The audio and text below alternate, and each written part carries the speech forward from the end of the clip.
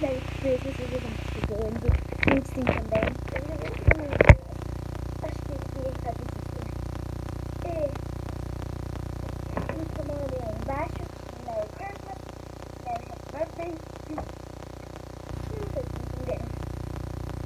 Hoje eu vou mostrar uma coisa que vocês estavam esperando. Uma coisa bem legal. Aqui eu listei que eu falando pra vocês.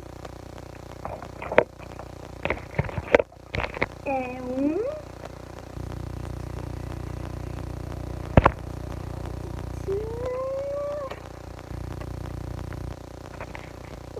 ervilha, gente, olha. Não sei se vocês conhecem uma ervilha.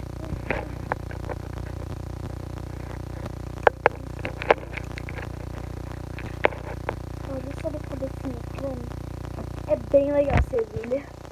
Minha mãe comprou lá no Haikai do Ibirapuera. Se quiserem também, podem lá comprar no Haikai Ibirapuera.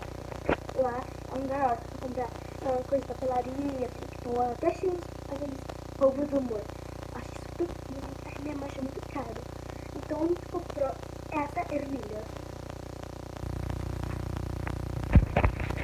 Então, todos os pigetões sem seus cabelos, eu tenho 3.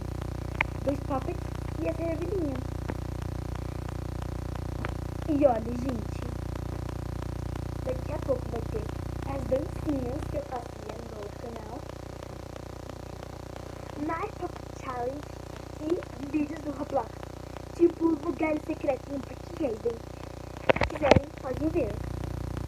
E eu posso mostrar as novidades do Parque Hayden e do Roblox. Venham comigo nos meus próximos vídeos.